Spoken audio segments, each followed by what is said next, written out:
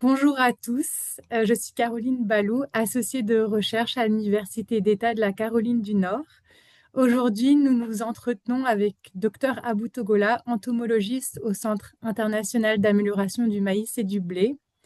Le docteur Togola possède une vaste expérience dans la gestion intégrée des ravageurs du niébé en Afrique de l'Ouest. Et aujourd'hui, il va partager son expertise sur la bruche du niébé, les pucerons du niébé et les frips des fleurs du niébé. Docteur Togola, merci beaucoup d'être avec nous aujourd'hui. On a hâte d'apprendre davantage.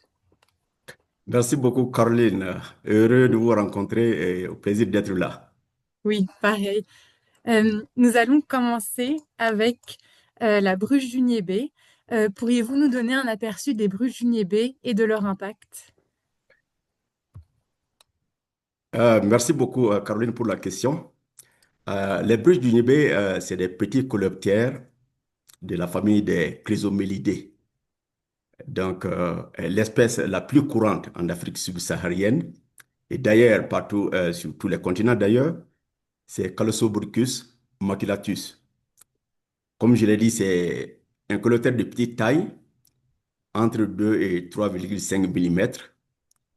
Et ces bruches attaquent généralement les grains de niébé ou les grains de légumineuses en général au cours du stockage.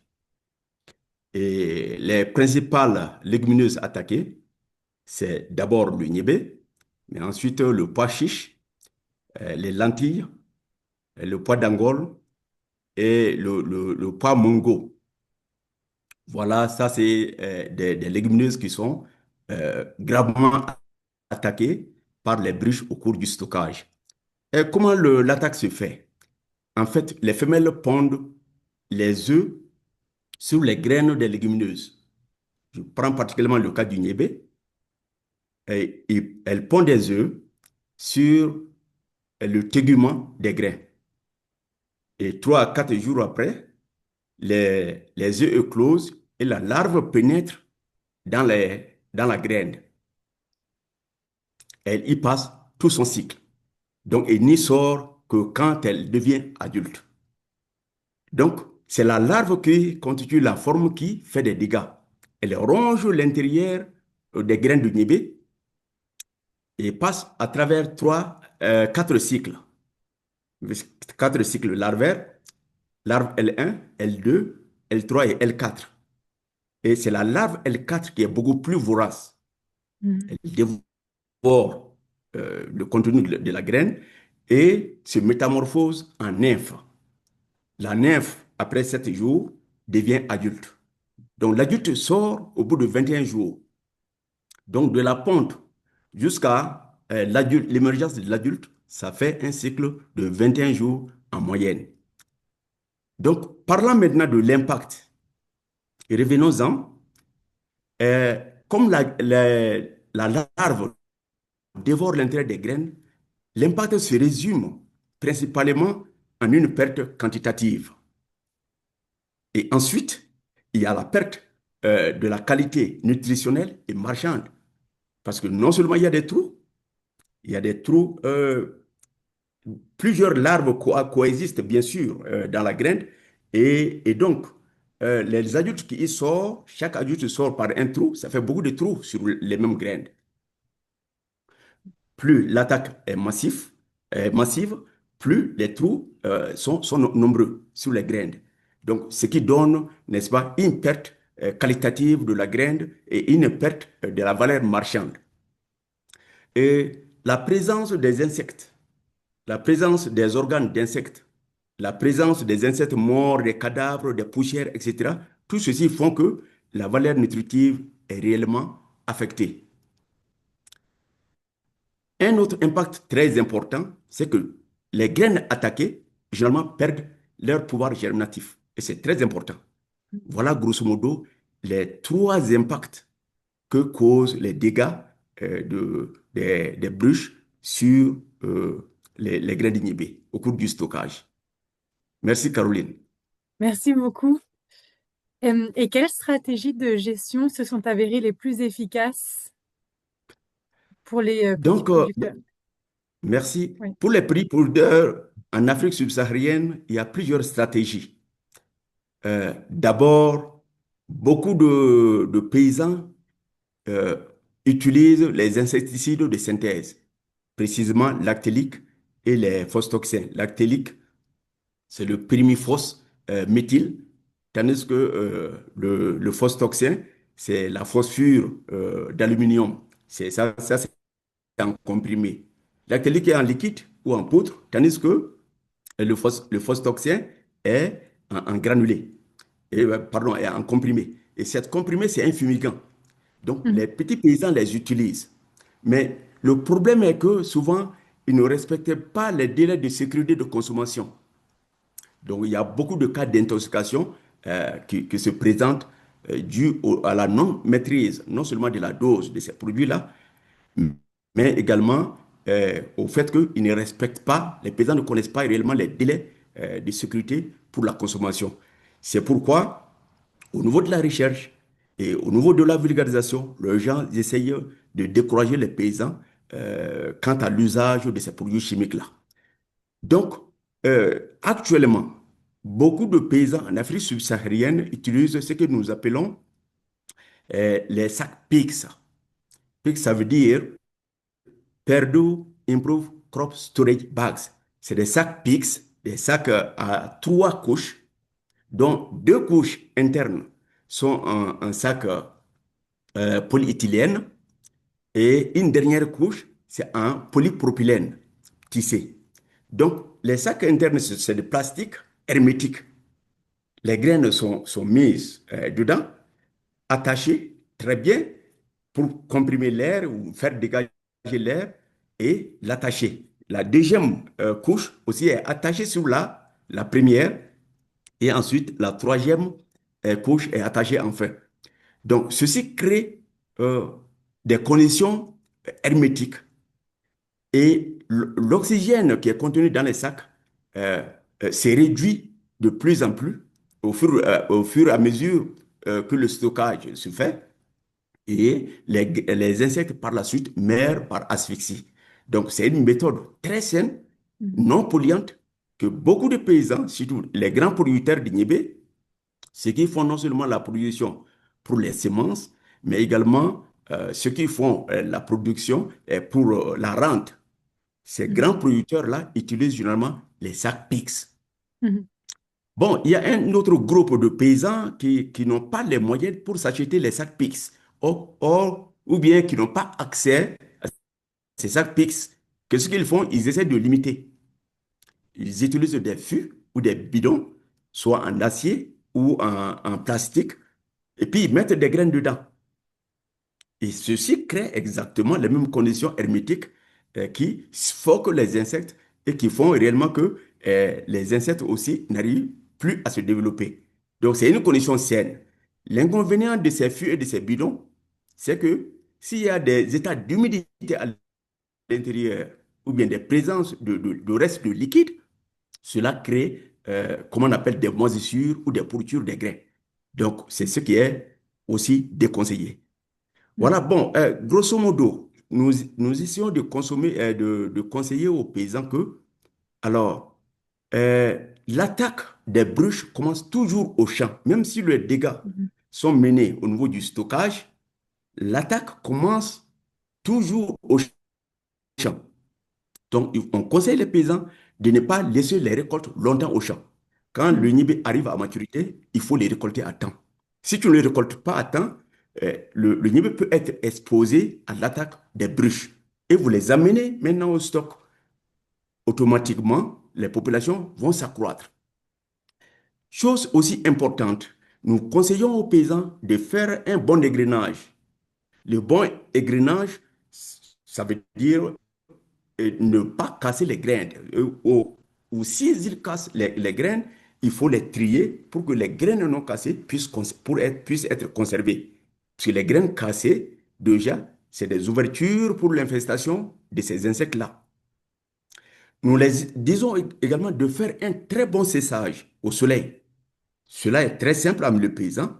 Vous dégagez un espace clair, vous étalez les graines et sur une bâche, par exemple, vous étalez bien les graines sur une bâche au soleil et vous couvrez avec un plastique noir pendant 2 ou 3 jours, la graine est bien sèche et peut être maintenant emmagasinée. Mais en emmagasinant aussi, il faut l'hygiène de l'enclos ou du magasin de stockage. Si toutes ces mesures sont bien effectuées, l'attaque devient minime et les paysans, n'est-ce pas, ne risquent pas assez de pertes de production. Ce sont ces ensembles de conseils qui sont vulgarisés en Afrique subsaharienne et que les paysans sont en train de les appliquer. Merci, Caroline. Merci beaucoup, ça nous aide beaucoup. Nous allons passer aux pucerons du niébé. Pouvez-vous aussi nous donner un aperçu des pucerons du niébé et de leur impact? Merci beaucoup, Caroline. Oui, effectivement, les pucerons, c'est un autre groupe de ravageurs du Nibé. Et si les pucerons ne sont pas traités, effectivement, ça peut entraîner des pertes de rendement considérables. Donc, l'espèce la plus dangereuse est appelée Apis crassivora. Couramment, on appelle les pucerons noirs du Nibé. Donc, l'adulte mesure entre 1 et 1,4 mm. Elle est beaucoup plus petite que, par exemple, les bruges qu'on en a parlé. Ces insectes vivent en colonie, ce qui est très important. Ils vivent en colonie et quand les conditions nutritionnelles sont favorables, vous les trouvez sans ailes. Et un caractéristique important de ces insectes-là, ça veut dire qu'ils se reproduisent, il n'y a pas de mâle et femelle, ils se reproduisent par parthénogenèse. Tous les individus ont la possibilité de se multiplier. C'est ce qui fait que, en un laps de temps, les colonies peuvent envahir le champ. Leur préférence, c'est quoi? C'est les jeunes plantes, les jeunes feuilles, les tiges tendres et les gousses. Donc, leur reproduction se faisant par parthénogenèse, les colonies de 100 à 1000 individus peuvent se retrouver facilement sur les cultures. Donc, et leur impact se caractérise de 3 formes. Premièrement, il y a la succion de la sève. C'est des individus qui sucent la sève de ces organes que j'ai cités. Les feuilles, les tiges tendres et les gousses. Ils sucent la sève de ces organes-là. En les suçant, donc ça entraîne un rabaugrissement de la plante attaquée. Donc la plante attaquée se rabougrit, les feuilles commencent à se jaunir, et le flétrissement s'ensuit, et par la suite, la plante peut mourir quand elle est jaune. Deuxième effet, c'est la transmission du virus. La virose du niébé, c'est une maladie très grave car les plants virosés ne produisent plus. Et les pucerons ont la possibilité d'aller sucer sur des plants malades et ils acquièrent les virus au niveau de leur glande salivaire et en venant sucer encore une plante saine, ils transmettent ces virus-là. Donc, ils transmettent la virose du niébé. Donc, ça, c'est le deuxième impact important. Le troisième, c'est que les aphides aussi produisent ce qu'on appelle les mielas. Parce que la sève qu'ils sucent contient des substances sucrées, des glucides. Et ils n'arrivent pas à digérer tous ces sucres.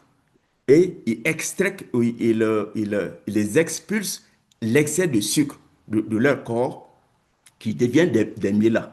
Et les mielas se posent sur les feuilles et créent des situations de fumagine. Les fumagines, c'est des champignons qui se développent par la suite sur ces mielas-là. Et les mielas couvrent aussi les stigmates des feuilles et les empêchent de faire une bonne photosynthèse. Donc, grosso modo, la croissance de la plante est affectée et sa reproduction est affectée. Et les dégâts peuvent aller de 30 jusqu'à 80%. Vous voyez? Donc, Hmm. les colonies des aphides sont à éviter. Mais les phases sensibles de la croissance de la plante, c'est le stade plantule et le stade formation de gousses. Car au stade plantule, ils peuvent carrément tuer les jeunes plants, tandis qu'au stade de reproduction ou formation de gousses, ils peuvent s'entasser sur les gousses et sucer sur les gousses et donner un état de ratatinement ou de grain mal rempli. Voilà, grosso modo, l'impact que peut causer les pucerons sur les nibés. Merci, Caroline. Merci, docteur Togola. Quelles stratégies de gestion se sont avérées les plus efficaces? Bon, les stratégies de gestion les plus efficaces existent.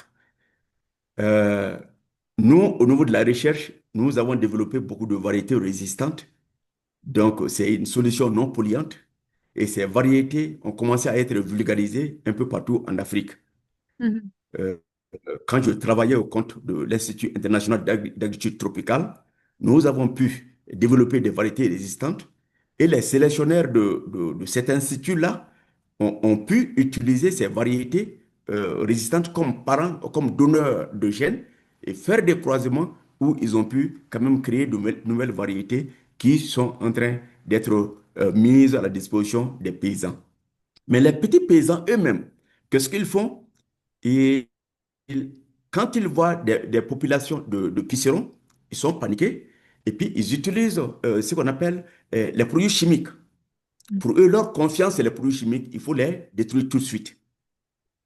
Donc, les produits, les insecticides de synthèse sont couramment utilisés par les paysans pour contrôler ces aphides. Alors que les aphides sont faciles à être contrôlés. C'est pourquoi c'est en début de saison et en fin de saison que nous les recommandons même de faire des traitements. Sinon, en milieu de saison de pluie ou de campagne, où la pluie est abondante, on n'a même pas besoin de traiter les pucerons, puisque les pucerons peuvent être lavés par l'eau de pluie aisément, les paysans n'ont pas besoin d'en faire aucun traitement.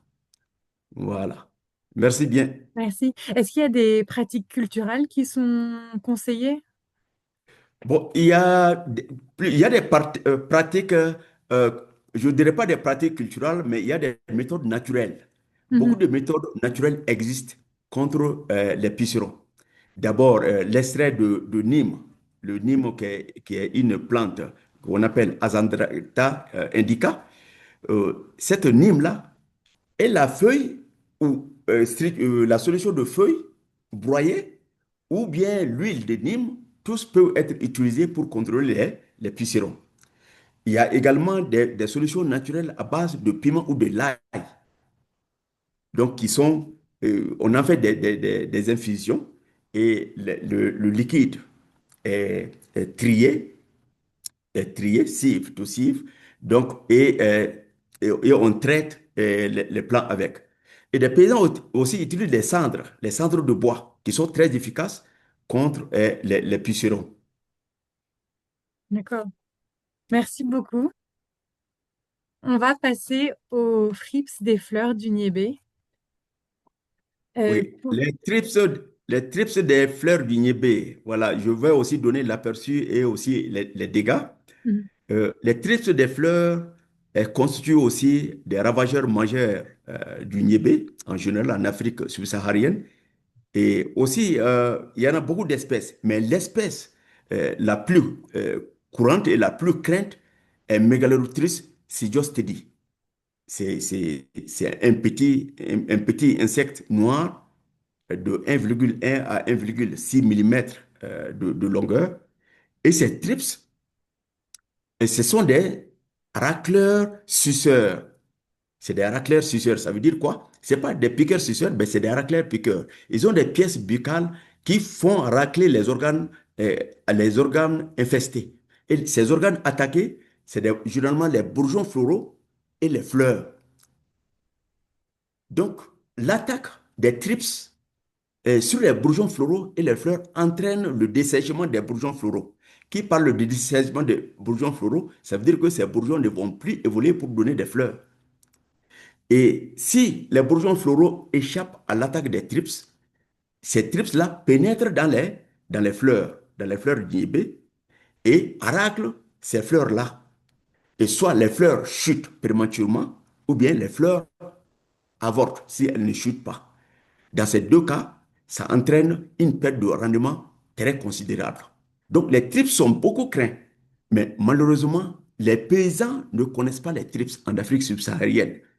Ils imputent les chutes de fleurs à la foreuse de gousse, qui est un lépidoptère, c'est-à-dire la larve d'un papillon, qui font les mêmes types de dégâts sur les fleurs et sur les gousses.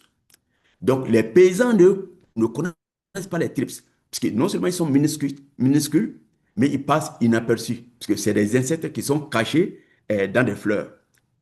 Donc, les dégâts de ces trips donc, se résument à la destruction des bourgeons floraux, leur dessèchement et même leur chute. Et aussi, ils causent l'avortement des fleurs, comme je l'ai dit, et leur abscission. L'abscission, c'est aussi la chute des fleurs et la déformation aussi des gousses. Donc, l'ensemble de ces dégâts font que les rendements de la plante est affecté très sérieusement. Donc, les dégâts des trips dans des conditions d'infestation et de variétés sensibles vont de 20 à 80% suivant les saisons. Merci, Caroline. Merci, docteur Togola. Et quelles stratégies de gestion se sont avérées les plus efficaces pour les petits Les producteurs? stratégies les plus efficaces contre les trips, c'est aussi l'utilisation des insecticides de synthèse et aussi des extraits de plantes. Les paysans généralement utilisent, quand ils voient des fleurs chuter, la seule chose que le paysan va penser à faire, c'est d'utiliser les produits chimiques. Mhm. Et ces produits chimiques-là, vous connaissez déjà l'inconvénient. Nous essayons, tant bien que mal, de les décourager à faire usage des produits chimiques et à privilégier les autres méthodes. Les autres méthodes qui sont plus efficaces pour nous au niveau de la recherche, c'est Mhm. les variétés résistantes. Mhm. Les variétés résistantes aux TRIPS peuvent faire que même la présence des TRIPS passe inaperçue, car les fleurs ne chutent pas et le rendement n'est pas affecté. De nos jours, il y a plusieurs variétés euh, de, résistantes aux attaques des TRIPS qui sont vulgarisées par les recherches au niveau de l'Afrique. Et les paysans commencent à en faire usage. Mhm. Merci bien, Caroline. Merci. Et est-ce qu'il y a aussi des pratiques culturelles pour la gestion des frips? Oui, pour les TRIPS, il y a des pratiques culturelles qui sont conseillées. Mhm. Par exemple, l'association culturelle. Les TRIPS sont, on peut dire, inféodés au niébé ou aux légumineuses. Mhm. Donc, l'association du niébé avec d'autres cultures telles que les céréales, Mhm. c'est d'ailleurs une pratique courante en Afrique où ils font des lignes de céréales et des lignes de niébé. Ou d'autres font des bandes, plusieurs lignes de céréales et plusieurs lignes de niébé en culture intercalaire. Cette Mhm. méthode-là, comme les TRIPS n'attaquent pas les céréales, font que la population n'est n'est pas bien concentrée au niveau du champ et que cette population, cette densité n'affecte pas la variété de Niébé, même si elle est sensible. Donc, cette technique culturelle est réellement favorable et conseillée pour lutter contre les TRIPS du Niébé. Merci. Merci beaucoup, docteur Togola, pour ce partage d'expertise. Vos connaissances sur ces trois ravageurs majeurs du niébé sont très précieuses pour nous et nous vous remercions encore pour votre temps et votre contribution à ce projet. Merci beaucoup, Caroline. C'était un plaisir de partager aussi mes idées avec vous. Je serai toujours disponible pour des discussions sur d'autres pestes ou d'autres cultures. Je serai toujours à votre disposition. Merci beaucoup, Caroline. Merci beaucoup.